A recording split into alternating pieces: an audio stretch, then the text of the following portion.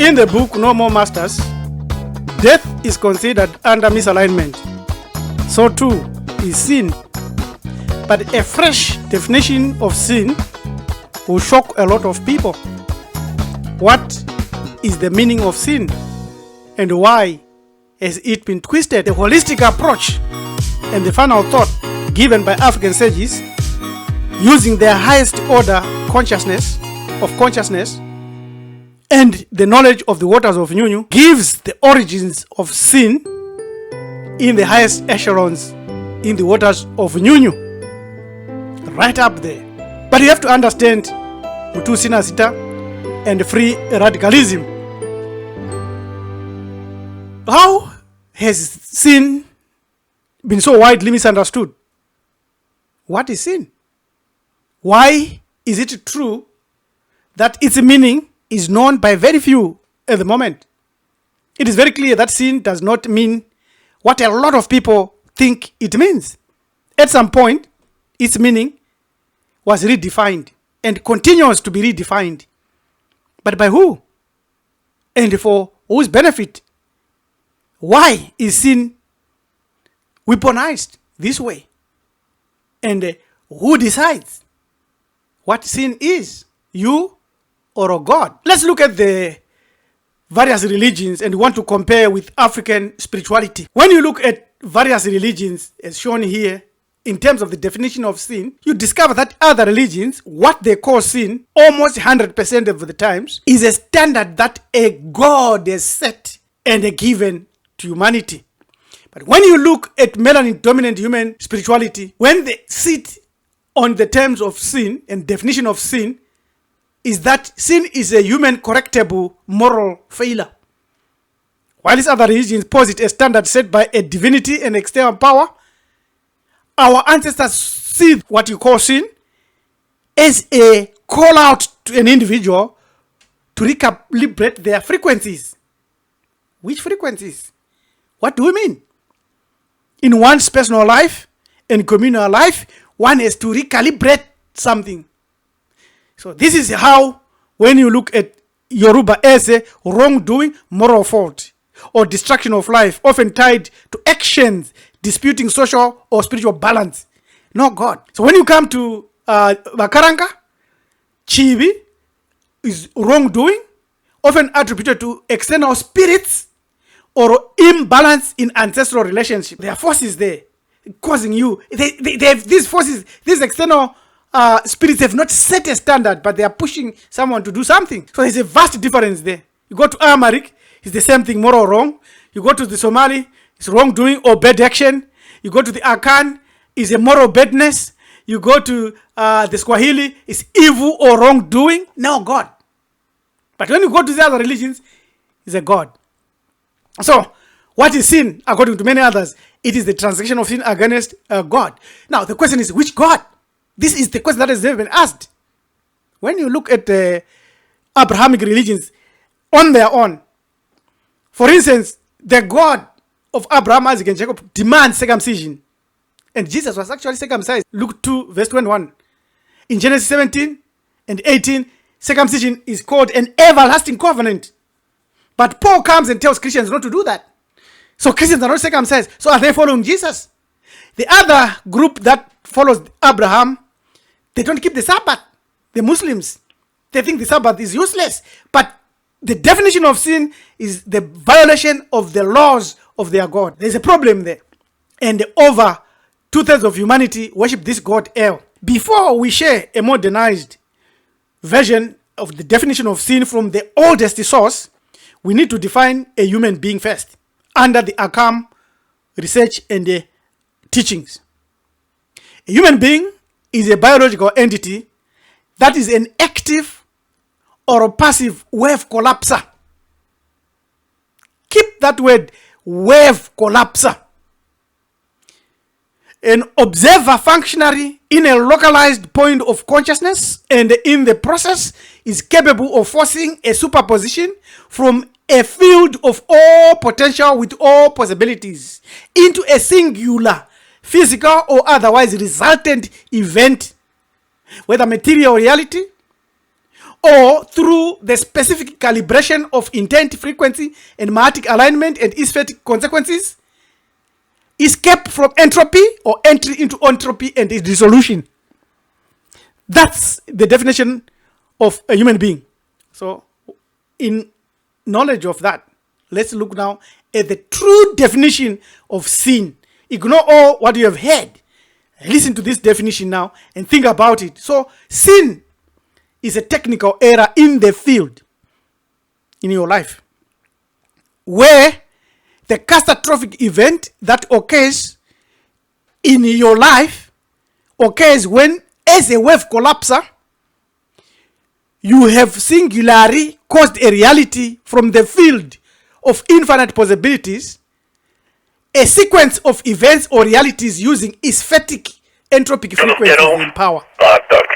It is the choice that you have made, whether consciously or unconsciously, by negligence or otherwise, to manifest a reality out of static rather than the Ma'atic signal, resulting in the fragmentation of yourself and the acceleration of your own dissolution and speed towards entropy.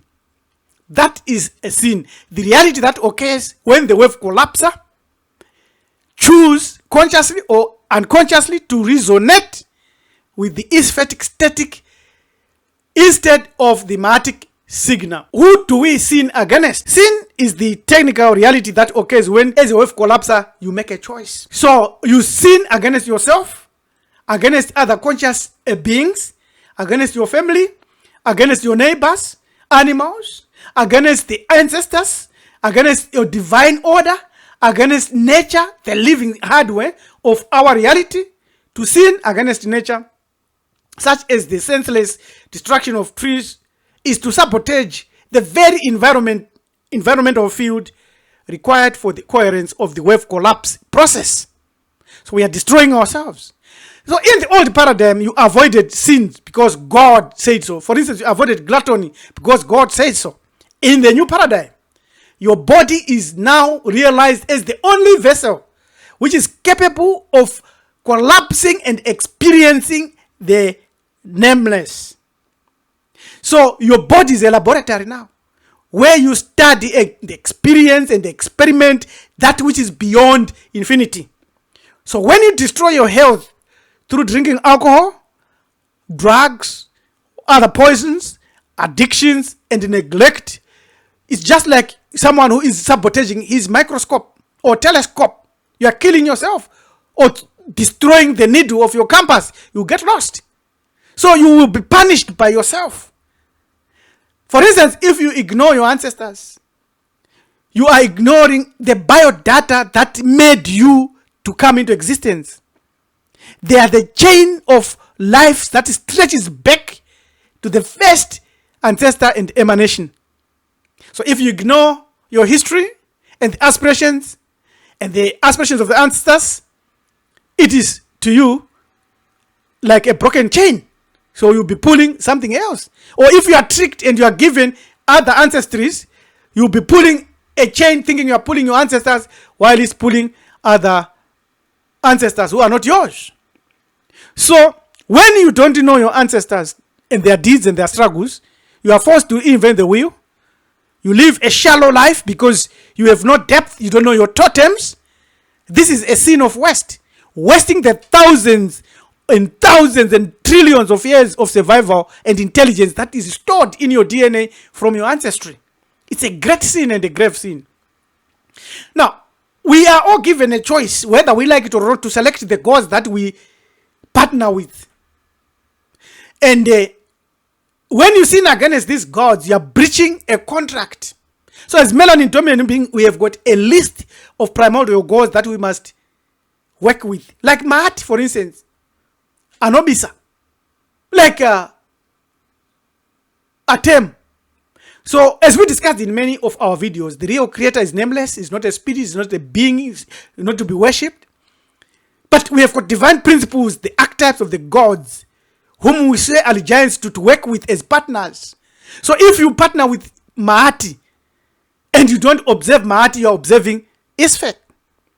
So we don't need to fear this God of the Bible or Jesus, Yahweh, or Allah, or El. No, they are not our gods.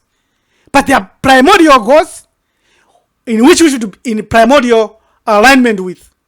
And sin against the chosen gods is the crime, and the breach of the contract causes disaster in our lives and afterlives.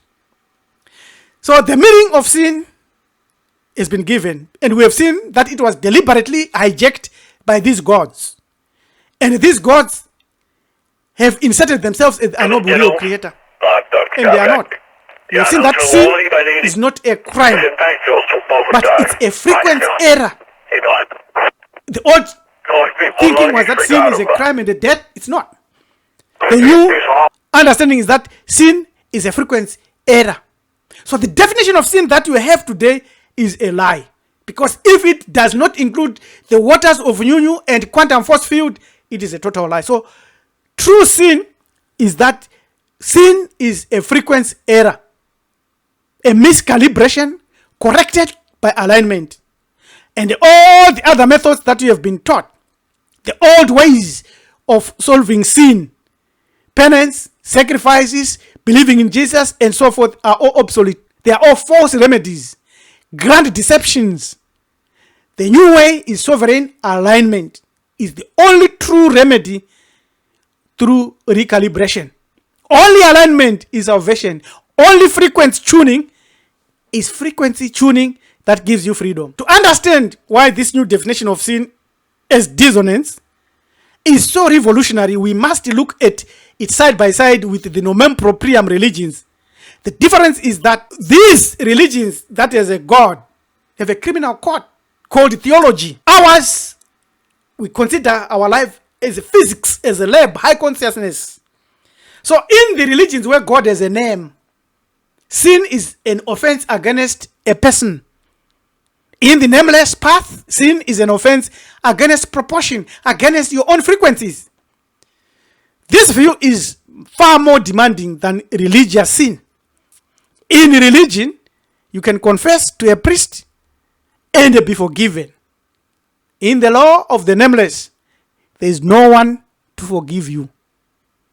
If you drink poison, you will suffer.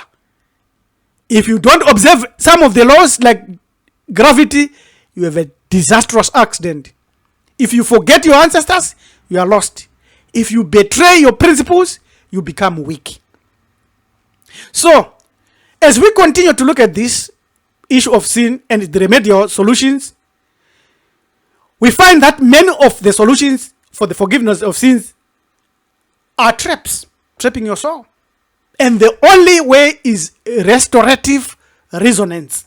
Because your body is the temple of the gods at the highest level. And therefore, when you know thyself, you know that alignment of your own health, your own biology, your own strength, your mental clarity is your primary spiritual duties. And that genetic continuity and honoring the ancestors is the right way because it is the source of your biological data and genetic roots of your occurrence and existence on the earth. To forget them is to commit a sin of dissonance against thyself. This places the total responsibility on the African individual. You are no longer a sinner waiting for mercy. You are an operator responsible for the maintenance of your own resonance. So these old remedial systems are forgotten, gone. Like animal sacrifice is useless. Asking forgiveness, useless. Restitution, useless. Repentance, useless. If you are interested in a video series where we will dissect mercilessly and turn our clock and dagger system back to sin and eviscerate why spirituality and religions insist on animal sacrifices, even to the point of claiming and teaching that God sacrificed himself to himself, an act to expiate sins, including African spirituality and its primary sacrifices. Please tell us in the comments that yes, continue with that. Because we know that African spirituality, which at the highest levels, taught the most sublime understanding of that which is beyond infinity. Just say yes. And then we will be merciless on animal sacrifices, burnt offerings, blood and penancy, charms, ghosts, spirits, tokolosh, tebe, talisman, signs and symbols, miracles and magic, and that the blood is a battery with some force and some power. Then we will show the separation between sublime truth and ritual technology. Since Africans in this world have surrendered their once lofty concept of the creator, they now bow down to God or gods and they live in fear of sinning against this deity. With open hatred towards them, this God hates them, like Allah, like Jesus, like Jehovah. These gods are the ones that enslaved us. Africans have substituted their sublime knowledge with this lowly, so ignoble, utterly unworthy of thinking or worship gods. We, as male and dominant human beings, are now bamboozled by human-made concepts, men, idols, and gods. It's time you free yourself from this sin. Remember, the greatest melanin dominant sin is forgetting the unknowable real creator, hence forgetting the definition of sin. We have adequately demonstrated how sin has widely been misunderstood deliberately. We know who caused it. We know the point where it has been made meaningless by colonial and serving gods and their religions. But for what benefit? Who is benefiting? If you are interested, as we have already indicated, let us know in the comments. Otherwise, we ask that you enroll into our ACAM postdoctoral how you can alter any reality courses. Subscribe, share, and comment. I'm your manager, teacher Rabbi LM saying, till we meet again, remember, you need to relearn how to alter any reality. And remember, sin is not how it is defined. It has widely been misunderstood. But in this video, we have tried to put it back on track. Ameni.